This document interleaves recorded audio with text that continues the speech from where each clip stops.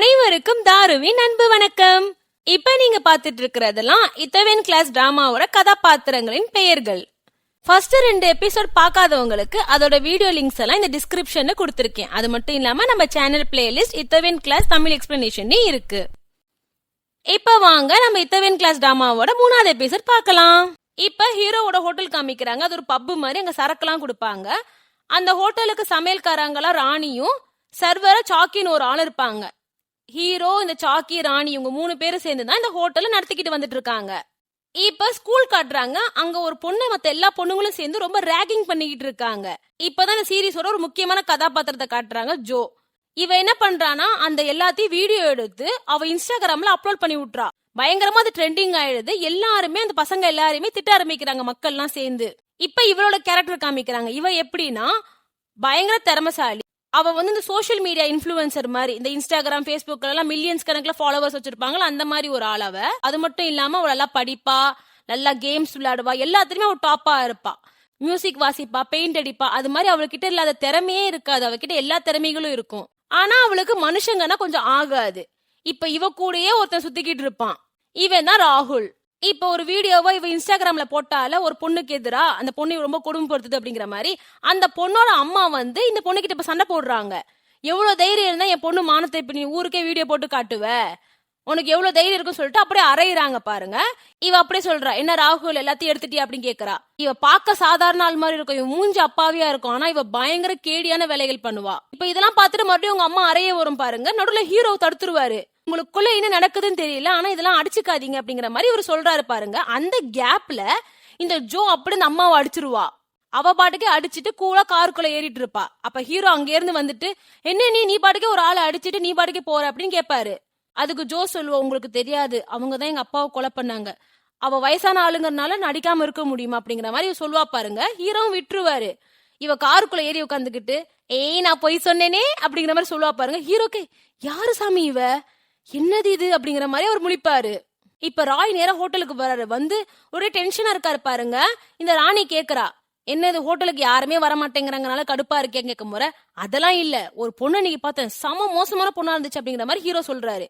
இதை கேட்டுட்டு இந்த ராணி, இப்ப இது ரொம்ப முக்கியம், நம்ம ஹோட்டல் ஆரம்பிச்சிட்டு இருந்து ஒரு ஆள் கூட வரதில்ல இங்க, இதெல்லாம் முக்கியம் இல்ல அப்படிங்கிற மாதிரி அவ சொல்றா. இப்ப இங்க ஜங்கா கம்பெனி காட்டுறாங்க. அங்க இந்த கௌதம் பையன் ஒரு இத்து போன ஐடியாவை சூப்பர் சொல்லிட்டு பேசிக்கிட்டு இருக்கான். ஆனா மேடம் மீனாவும் அதை ஒத்துக்க மாட்டேங்கிறாங்க. அதே சமயத்துல சோனாவும் இது ரொம்ப கேவலமான ஐடியாவா இருக்கு அப்படின்றா. அவன் ஐடியா என்னன்னா, இவங்களோட ஹோட்டல் எல்லாமே டேட் பண்றதுக்கான சென்டரா யூஸ் பண்ணா என்னங்கிற மாதிரி சொல்லுவான் பாருங்க. ஒரு பெரிய பிராண்டு அசிங்கமான வேலை பண்ற மாதிரி இருக்கும்ல இதெல்லாம் பண்ணோம்னா. அவன் சொன்னாலும் ஒத்துக்க மாட்டேங்கிறான் பாருங்க. ஜங்கா ஒரு அறை வைக்கிறாரு. அப்புறம் தான் இவர் முழிக்கிறாரு. இப்ப சோனா வெளியே வரா. இந்த கௌதம் இல்ல, இங்க பாரு, அவரே வயசான கேளும், அவர் எத்தனை நாள் உனக்கு சப்போர்ட்டா இருப்பாரு, நீ சப்போர்ட் பண்ண வேண்டிய ஆள் நான் தான் இந்த கம்பெனி டேக் ஓவர் பண்ண போறேன் அப்படிங்கிற மாதிரி இவன் சொல்றான். அதுக்கு சோனா, உண்மையே நீ தான் டேக் ஓவர் பண்ண போறியா அப்படிங்கிற மாதிரி அவ கேட்கறான் நக்கலா. ஹீரோ டெடி பேர் வேஷம் போட்டுட்டு அங்க இருக்கவங்களுக்கு எல்லாம் அட்வர்டைஸ்மெண்ட் பண்ணிக்கிட்டு இருக்காரு அந்த ஹோட்டலுக்கு வர சொல்லி. இப்ப ஜோவும் அந்த ராகுலும் ஸ்கூட்டில வந்துகிட்டு இருப்பாங்க. அப்ப இடையில ஒரு பொண்ணு குறுக்க வந்துரும். டக்குன்னு இவன் சடன் பிரேக் போடுறான் ராகுல். அந்த ஸ்பீட்ல அப்படியே இந்த ஜோ பறந்து போயிட்டு அப்ப டெடி பேர் வேஷம் போட்டிருக்க ஒரு ஆள் காப்பாத்துறாங்க. யாருன்னு பார்த்தா அது ஹீரோ. ஹீரோக்கு செம்மையா அடிபட்டுருது இங்க. இப்ப ஜங்காவும் சோனாவும் பேசிக்கிட்டு இருக்காங்க. ஜங்கா சொல்றான், உனக்கு ஞாபகம் இருக்கா ஒரு நாள் நான் உன்னை இதே இடத்துக்கு கூப்பிட்டேனே, உனக்கு கூட நான் ஸ்பான்சர்ஷிப் எல்லாம் பண்ணேனே அப்படிங்கிற மாதிரி, அதை நான் மறக்க முடியாத நாள் அப்படிங்கிற மாதிரி சோனா சொல்றா. ஆமா, என்னால இந்த நாள் மறக்க முடியாது, என் பையன் போயிட்டு தாயோட அப்பாவை கொலை பண்ண நாள் அன்னைக்குதான் அப்படிங்கிற மாதிரி ஜங்கா சொல்றான். இதை கேட்டு அவ ஒரு மாதிரி ஷாக் ஆயிடுறா. அதுக்கு ஜங்கா சொல்றான், என்ன உனக்கு தெரியாத மாதிரி நடிக்கிற, உனக்கு தான் தெரியுமே அப்படிங்கிற மாதிரி இவன் சொல்றான். இப்ப ஜங்கா சொல்றான் சோனா கிட்ட, உனக்கு ஒண்ணு தெரியுமா, ராய் இங்க ஒரு ஹோட்டல் ஆரம்பிச்சிருக்கான் தெரியுமா அப்படிங்கிற போற. எனக்கு தெரியும், ஆனா நீங்க கவலைப்படுற அளவுக்கு அவ்வளவு பெரிய ஹோட்டல் ஒன்றும் கிடையாது, அது நஷ்டத்துலதான் போயிட்டு இருக்கு அப்படிங்கிற மாதிரி சோனா சொல்றா. இப்ப ஜங்கா சொல்றான், அப்ப நீ ஹீரோவா நானா அப்படிங்கிற மாதிரி நீ என்ன செலக்ட் பண்ண, இப்ப அதே வாய்ப்பு உனக்கு நான் தரேன், என்ன பண்ணுவ அப்படிங்கிற மாதிரி, நான் எப்பயுமே ஜங்கா ஆளுதான் அப்படிங்கிற மாதிரி இவ சொல்றா. இப்ப ராய் எழுந்திக்கிறாரு மயக்கத்துல இருந்து. பார்த்தா இவர் ஹாஸ்பிட்டல்ல இருக்கிறாரு. இவர் ரொம்ப வேலை பார்த்தனால மயக்க போட்டு விழுந்ததா அந்த ராகுல் சொல்றான். இந்த ஜோ பொண்ணு இல்ல, அப்படியே இந்த ராயை வித்தியாசமாவே பாத்துக்கிட்டு இருக்கு. அதுக்கு ஒரு மாதிரி வித்தியாசமாவே இருக்கிறான் இவன். இப்ப ராகுல் ராய் கிட்ட ரொம்ப சாரின்னு கேட்டுக்கிட்டே இருக்காரு. ஏன்னா இவரால ஆக்சிடென்ட் ஆயிருக்கும்ல, அதனால. அதுக்கு ராய் சொல்றாரு, நீ அவ்வளவு சாரியா ஃபீல் பண்ணனா என் கடைக்கு சாப்பிடுன்னு சொல்லிட்டு போஸ்டரை காமிக்கிறாரு பாருங்க. அதை பார்த்தோன்னு இந்த ஜோ பொண்ணு சிரிக்குது. யாரு இந்த காலத்துல போஸ்டர்ல எல்லாம் விளம்பரம் படுத்திக்கிட்டு இருக்காது அப்படின்னு சொல்லுது. அதுக்கு ராய், அப்ப வேற எப்படி பண்ண முடியும் அப்படி கேக்குறாரு. அதுக்கு இந்த ஜோ பொண்ணு சொல்லுது, இன்ஸ்டாகிராம், ஃபேஸ்புக் எல்லாம் எதுக்கு இருக்கு, அதுலதான் பண்ணுவாங்க அப்படிங்கிற மாதிரி இவ சொல்றா பாருங்க. சரி நான் இதை பாக்குறேன் அப்படின்னு சொல்லிட்டு ஹீரோ அந்த இடத்த விட்டு கிளம்பிடுறாரு. இப்ப இந்த ஜோ பொண்ணு, ராகுல், அப்புறம் இவங்களோட இன்னொரு ஃப்ரெண்டு 3 பேரும் சேர்ந்து சரக்கடிக்கலாம்னு சொல்லிட்டு ஈத்தோவான்ல இருக்கிற அந்த ஜங்காவோட ரெஸ்டாரண்ட்டுக்கு போறாங்க. ஆனா அங்க உள்ள போகும் முறையே இந்த பொண்ணை தடுத்துடுறாங்க. ஏன்னா இந்த பொண்ணு பார்க்கவே மைனர் பொண்ணு மாதிரி தெரியுது, உங்க ஐடி கார்டை காமிங்க அப்படிங்கிற மாதிரி கேக்குறாங்க. இது அதுக்காகவே ஒரு போலி ஐடி கார்டை வச்சிருக்குது, பெரிய ஆளுன்னு காட்டுற மாதிரி. ஆனா அதை பார்க்கவும் இவளை பார்க்கவும் சம்மந்தமே இல்லாத மாதிரி இருக்கனால அவர் ஒரு மாதிரி திரு முழிச்சுட்டு நின்றுட்டு இருக்காரு. அப்புறம் அவர் உள்ள விடலாம்னு யோசிக்கிறாரு பாருங்க. கரெக்டா அந்த இடத்துக்கு சோனா வந்துடுறா. சோனா வந்து உங்க ஃப்ரெண்டு பேர் என்னன்னு சொல்லிட்டு இவங்க 2 பேருக்கிட்டையும் கேக்குறாங்க பாருங்க. இவங்க வந்து அவளோட உண்மையான பேர் ஜோன்னு சொல்லிடுறாங்க. ஆனா அந்த ஐடி கார்டுல அவ போலி பேர் அடிச்சு வச்சிருப்பா. கிளம்புங்க இந்த இடத்த விட்டு அப்படிங்கிற மாதிரி சோனா சொல்லிடுறா. இப்ப இவங்க 3 பேரும் நேரா ராயோட ஹோட்டலுக்கு வராங்க. சரி அங்க போய் சரக்கடிக்கலாம்னு சொல்லிட்டு ராய் சொல்றாரு சாக்கி கிட்ட, அவங்க ஐடி கார்டு எதுக்கும் பாத்துக்கோன்னு, நான் பக்கத்துல இருக்க ரெஸ்டாரண்ட்லாம் எப்படி போயிட்டு இருக்குன்னு பாத்துட்டு வரேன்னு சொல்லிட்டு இவர் கிளம்புறாரு. இந்த சாக்கி இந்த பொண்ணோட ஐடி கார்டை வாங்கி பார்க்க முறை உள்மனசு சொல்லுது இவ மைனர் பொண்ணு தானு. ஆனா அவ ஐடி கார்டுல அவ்வளவு வயசானவங்க காட்டியிருக்கனால நம்ம எதுக்கு விட்டுருவோம், நம்மளுக்கும் ஆளுங்களே வர மாட்டேங்குன்னு சொல்லிட்டு இவன் விட்டுருவான். இப்ப ஹீரோ அவங்க தெருவுல இருக்க நிறைய ஹோட்டலுக்கு போறாரு. அங்க பார்த்தா அங்க எல்லா ஹோட்டல்லையும் அவ்வளவு ஆளுங்க குமிஞ்சு இருப்பாங்க. ஆனா இவங்க ஹோட்டலுக்கு மட்டும்தான் யாருமே வந்திருக்க மாட்டாங்க. அதே நேரத்துல இங்க ஜோ, ராகுல், அப்புறம் அவங்க ஃப்ரெண்ட் உட்காந்து சாப்பிட்டு இருக்காங்களே, அவங்களும் இந்த ஹோட்டல் நல்லாவே இல்ல, பார்க்கவே நல்லா இல்ல அப்படிங்கிற மாதிரி ஃபீல் பண்றாங்க. இப்ப ராய் அங்க இருக்க எல்லா ஹோட்டலையும் பார்த்துட்டு இவங்களுக்கு எல்லாம் மட்டும் எப்படி இவ்வளவு ஆளுங்க வராங்க, நம்ம என்ன தப்பு பண்றோம் அப்படிங்கிற மாதிரி யோசிச்சுட்டே வந்துட்டு இருக்காரு பாருங்க. அப்ப கரெக்டா அந்த இடத்துக்கு சோனா வந்துடுறா. எப்படி இருக்க, என்ன பண்ற, உன் ஹோட்டலுக்கு நிறைய பேர் வராங்களா அப்படிங்கிற மாதிரி கேக்குறா. அதுக்கு ராய் அவ்வளவு பேர்லாம் ஒன்னும் வரவே இல்ல, நான் இப்பதான் கத்துக்கிட்டு இருக்கேன் அப்படிங்கிற மாதிரி அவர் சொல்றாரு பாருங்க. அப்படியே இவங்க பேசிக்கிட்டே நடந்து ராய் ஹோட்டல் கிட்ட வராங்க. ராய் சொல்றாரு நம்ம 2 பேரும் ஒரு நாள் டேட் போகணும் அப்படிங்கிற மாதிரி சொல்றாரு. இந்த சோனா இப்ப ராயோட ஹோட்டல் பாக்குறா பாருங்க. பார்த்தா அதே 3 பேர் இவ துரத்தி விட்டாலும் அவங்க இங்க உட்கார்ந்து இருக்காங்க. இவ என்னது இவங்க என்ன பண்றாங்க அப்படிங்கிற மாதிரி சொல்றா பாருங்க. அப்படியே ஆஃப் பண்ணிக்கிறா. ராய் என்னாச்சுன்னு கேக்குறான் பாருங்க. இல்ல நான் யாரும் நினைச்சுக்கிறேன் அப்படிங்கிற மாதிரி மழுப்புறா நைசா. இப்ப சொல்றேன் எனக்கு ஒரு வேலை வந்துருச்சு, நான் போறேன், நீயும் போ அப்படிங்கிற மாதிரி சொல்றா. இப்ப ராய் வந்து ஹோட்டலுக்கு வராரு. இந்த சோனா அந்த ஹோட்டலே நின்னு பாத்துக்கிட்டே இருக்கிறா. அப்ப அவளுக்கு ஜங்கா சொன்னதெல்லாம் ஞாபகம் வருது. இப்ப இந்த ராகுலோட ஃப்ரெண்டு சாக்கிய பார்த்து, டேய் சர்வர் பையா இங்க வா அப்படின்னு சொல்லி கூப்பிடுறான். அதை கேட்டு ராய்க்கு அவ்வளவு கோவம் வருது. அவனுக்குன்னு ஒரு பேர் இருக்கு.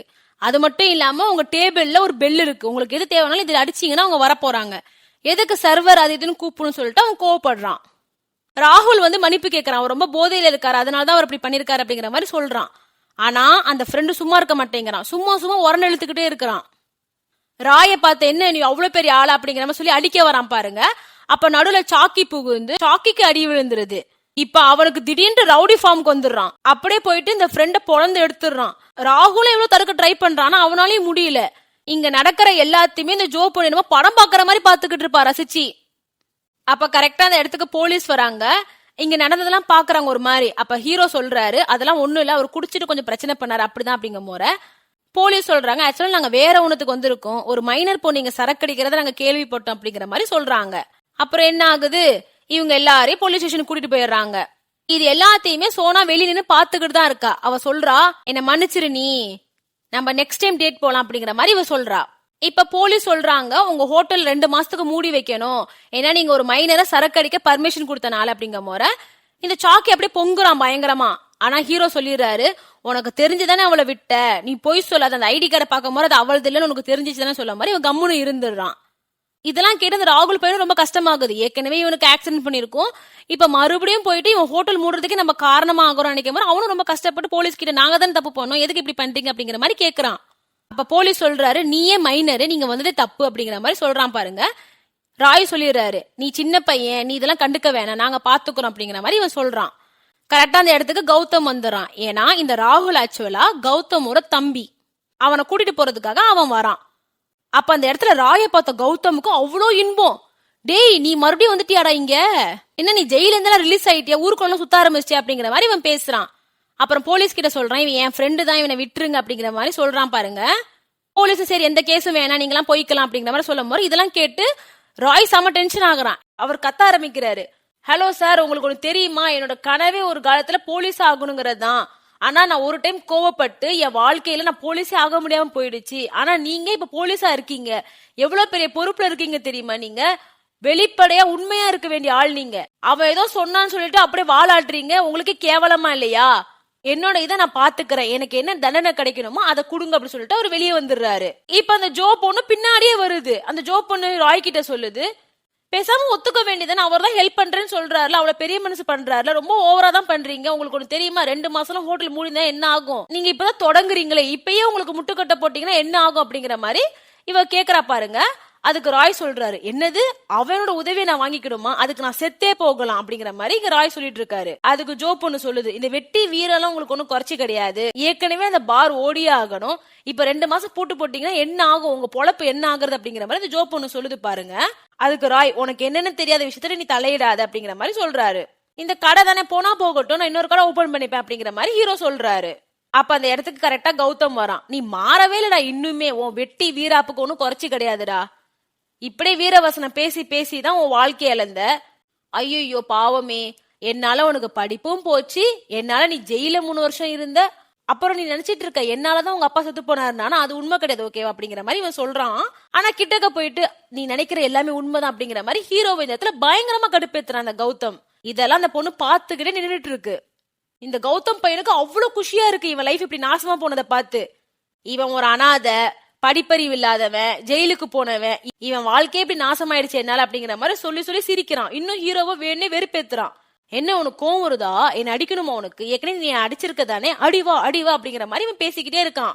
அந்த பொண்ணு பாத்துக்கிட்டே இருக்க. அப்ப ராய் சொல்றாரு, லல்லா கவுனி, என்கிட்ட ஒரு பிளான் இருந்துட்டு 7 வருஷம் அந்த பிளானுக்காக தான் நான் கம்முன்னு இருந்தேன், இன்னும் ஒரு 6 வருஷம் நான் இதே மாதிரி கம்முன்னு இருக்க போறேன், என்னோட பிளான் மொத்தம் 15 வருஷம் பிளான் அப்படிங்கிற மாதிரி ஹீரோ இங்க அந்த கௌதம் கிட்ட சொல்றாரு. மனுஷங்களை பார்த்து பெருசா எந்த ஒரு ஈடுபாடும் இல்லாத இந்த பொண்ணு இப்ப ஹீரோ லைஃப பார்க்கும் போது அதுக்கு வந்து ஒரு ஈடுபாடு அதுக்கே வருது. அது அப்படியே இவர் கதையை கேட்டுக்கிட்டே அங்க நின்றுட்டு இருக்கா அந்த ஜோ. அதோட இந்த எபிசோட் முடியுது. நம்ம சேனலை சப்ஸ்கிரைப் பண்ணிக்கோங்க, அப்பதான் நான் போடுற வீடியோஸ்லாம் உங்களுக்கு உடனுக்குடன் வந்துட்டே இருக்கும். இந்த வீடியோ உங்களுக்கு பிடிச்சிருந்துச்சுன்னா லைக் பண்ணி சப்போர்ட் பண்ணுங்க. உங்களோட கருத்துக்களை நீங்க கமெண்ட்ஸ்லயும் சொல்லலாம். உங்க சப்ஸ்கிரைப், லைக்ஸ், கமெண்ட்ஸ் இதெல்லாம் எனக்கு ரொம்ப மோட்டிவேஷனா இருக்கும். நன்றி, பை.